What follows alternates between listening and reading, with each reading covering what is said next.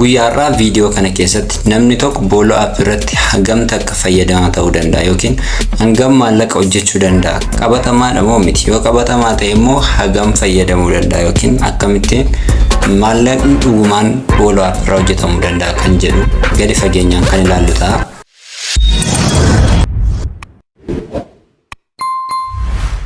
Akkam jirtu baga nagaan gara chaanaalii keenyaatti dhuftan. Guyyaarraa gaaffii namoota baay'ee kan ta'e booloo app irraa maallaqa hojjechuu ni danda'ama kan jedhuu fi eeyyeen ni danda'ama. Sanuu maallaqa amanuun namatti ulfaatu hojjechuu dandeessu. Haa ta'u malee appiin kun tattaaffii keessan dhamaatii keessan kan barbaadu ta'uu isaas sumaan isiniif himuun barbaada.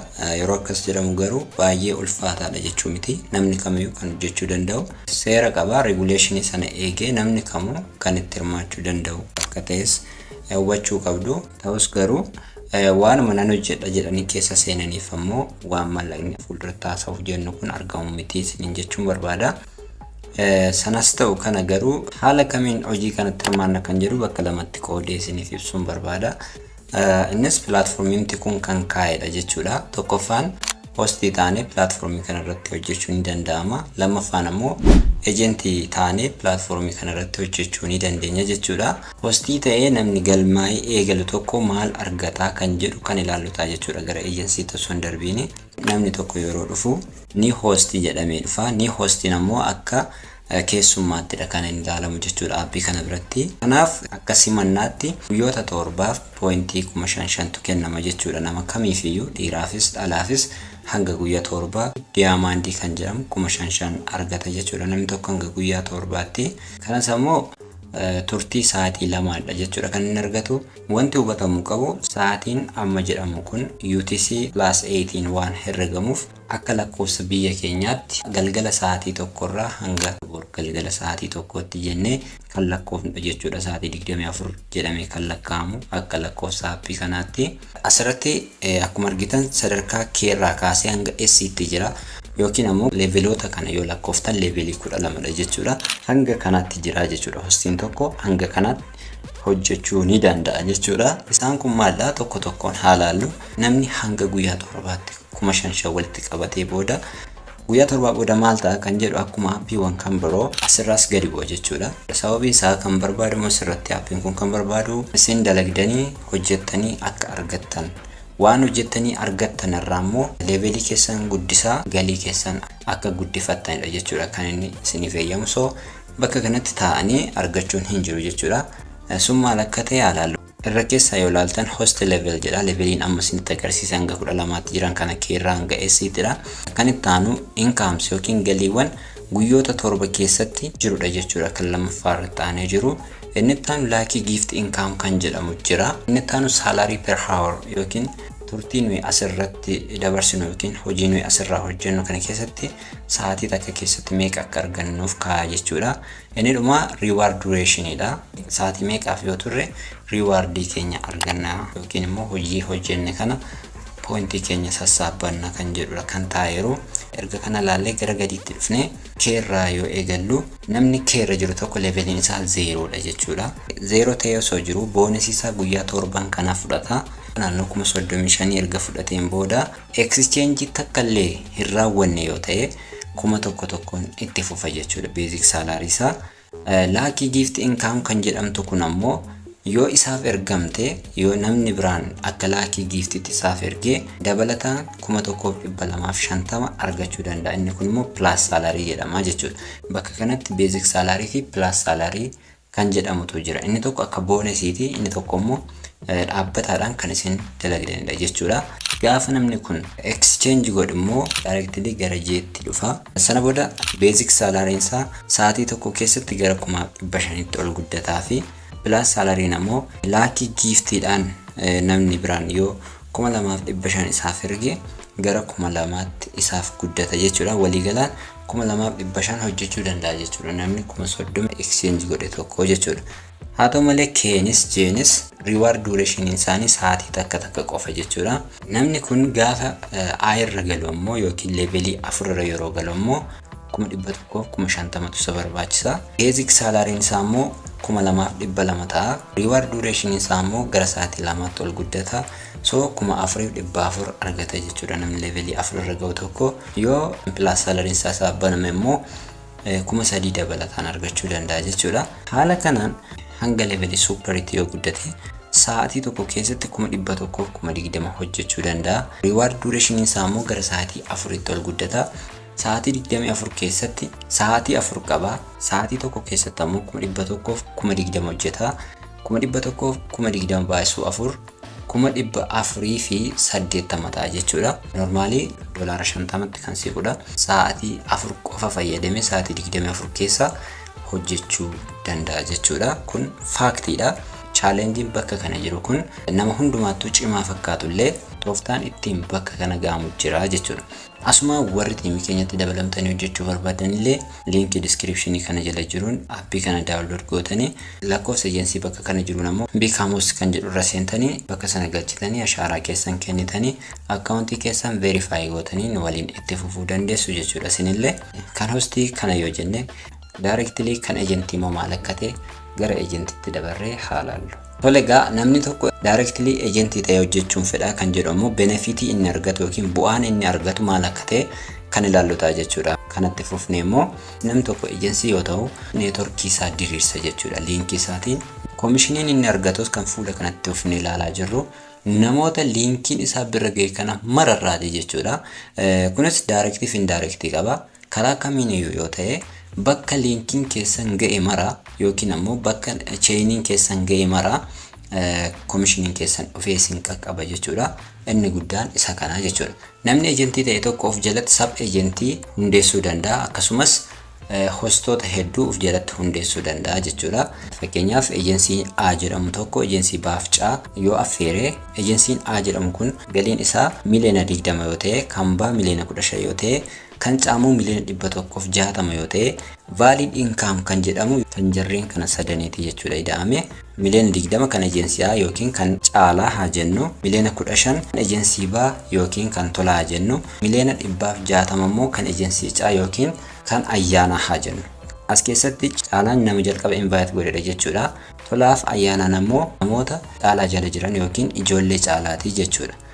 Isaan kun bakka takkatti galiin isaan qaban caalaanis tolaanis ayyaanaanis bakka takkatti ida'amee miliyoona 300 fi miliyoona 76 ta'a jechuudha. Gara caalaatti yoo deemnu gara ejensii Aatti koomishiniin isaa persentii 20dha jechuudha. Persentii 20 jechuun superiidha jechuudha yookiin high level irra ga'ee jira caalaani. Kan baa ammoo yookiin kan tolaa ammoo miliyoona 15 qofadha. Tootaaliin inni argate yookiin kan inni dalagee jiru. Koomishiniin argatu immoo baan yookiin tolaan jechuudha. Persentii 12 argata jechuudha. Caan immoo yookiin ayyaanaan immoo galii walii galaan argate miliyoona 100 miliyoona 60 ture. Koomishiniin isaaf herregamu immoo akkuma kan ejensii A persentii 20 herregama jechuudha. Bakka kanatti levelii darraa kaasee hanga isaatti jiran kan tokko tokkoon kan laallu ta'a. Leveloota kanaan yoo guddachaa deemtan koomishiniin keessan dabalaa deema jechuudha. Haa ta'u malee namni isin affeertan sun dhufee akka isin ga'u yookiin immoo isin bira erga ga'ee levelii keessan irra ga'e immoo inkaamii isinii olillee argachuu akka danda'u beekuu qabdu isin jechuu barbaadeni. So mee dhumasaa maal akka ta'e haa laallu. Ejensii aan yookiin ammoo caalaa jenne kan moggaafne koomishiniin isaa persentii 20dha waan ta'eef galiin inni argate immoo miliyoona 20dha. Miliyoona 20 kana baay'isuu persentii 20 jenna. Ida'uu kan baas yookiin ammoo kan tolaa miliyoona 15 baay'isuu miliyoona 20 kan eenyu kan A yookiin kan caalaa hir'isuu persentii 12 yookiin kan baa yookiin kan tolaa ida'uu miliyoona 100 miliyoona 60 baay'isuu persentii 20 kan eenyu kan A yookiin kan caalaa hir'isuu kan caa yookiin kan tolaa persentii 20 walqixa meeqataa miliyoona 41 fi 200 ta'a jechuudha. As keessatti wanti isin hubachuu qabdan aan akkuma jenne yookiin caalaan nama jalqabaa waan ta'eef namoota isa jala jiran kana lamaan baa fi caa affeeree jira. Baaf caa affeeree kana keessaa garuu directly kan inni koomishinii argachaa jiru baarraati jechuudha. Sababiin isaa baan gara superiitti hin dhufne yookiin gara levelii isa dhumaatti hin dhufne. Kanaafuu koomishiniin isaa persentii 12dha waan ta'eef baan 20 hir'isuu 12 herregata jechuudha. Haa ta'u malee inkaamii hunda isaanii bakka takkatti ni baay'ifama. Sun hundi walitti dabalamee miliyoona 41,200 ta'a. Doolaaratti doolaara 4,120 ta'a jechuudha. 4,120 kun kan ati yookiin kan caalaati yookiin kan nama of jalatti namoota kana yookiin hostoota kana qabateeti jechuudha. So super irra gaafa geessan galii walirraa hin cinne haala kanaan argachuu dandeessu jechuudha. Gadi siqnee chaartii kana keessa kan jiru immoo levelii ejentii tokko kan ilaallu ta'a. Namni tokko hostii irraa gara ejentiitti gaafa dhufu daa jedhamee waamama yookiin guyyoota 30 keessatti yoo xiqqaate hanga daayimandii miliyoona 2 isa barbaachisa. Nama akkasitti hojjete kanaaf koomishinii persentii 4 herregama jechuudha. Inni itti aanu caalaa. Caan ammoo daayimandii miliyoona 2 irraa eegalee ji'a keessatti hanga daayimandii miliyoona 10tti hojjechuu qaba. Yoo akkas ta'e koomishiniin nama kanaaf herregamu persentii 8 ta'a jechuudha. Baan immoo daayimandii miliyoona 10 irraa hanga daayimandii miliyoona 50 isa barbaada yookiin immoo doolaaraan doolaara 1,000 hanga doolaara 5,000 hojjechuu qaba jechuudha ji'a keessatti. Yoo akkasitti hojjete persentii 12 isaaf herrega jechuudha. Pilaatfoormiin kuni Arra yoo ga'e immoo namni kun miliyoona 50 hanga miliyoona 150 gidduu ji'a keessatti hojjechuu qaba. Doolaara 5,000 hanga doolaara 15,000 jechuudha. Yoo akkas ta'e persentii 16 isaaf herrega jechuudha. Pilaatfoormiin kun superiif isa dhumaa kan ammarraa dubbachaa turre immoo miliyoona 150 ol miliyoona 500 ta'uu danda'a, 600 ta'uu danda'a, biliyoona yoo ta'uu danda'a. Yoo isaa ol ta'e yookiin immoo doolaaratti doolaara 15,000 ol kan dalagu yoo ta'e namni kun ji'a keessatti koomishinii isaa persentii 20 isaaf herregama. Generaalii namni tokko erga ejentii ta'ee galii akkamii argachuu danda'a kan jedhu kan koomishinii haala kanaan kan ilaallu ta'a. Namni akka kanaatti ejentii ta'ee hojjetu kun karaa biraa levelii isaas immoo hojjechuu hin danda'a jechuudha. Akka hostiitti wanti isa daangessu hin jiru. So achirraa akkuma malaalaa turre guyyaatti hanga doolaara 50 yoo hojjete ji'a keessatti gara doolaara 1,400 ol hojjechuu danda'a jechuudha. Kana malees weekly star bonus kan jedhaman jiru. Platform reward kan jedhaman jiru. Kanneen hundaan alatti immoo namoota jabaattanii hojjetaniif miindaa dhaabbataa ji'a ji'aan isiniif kaffalaa jechuudha dhaabbanni kun. Kunis sagantaa BD jedhamuudhaan jechuudha. BD jechuun business developeridha. Business developerii kana ta'uudhaaf ulaagaa qaba.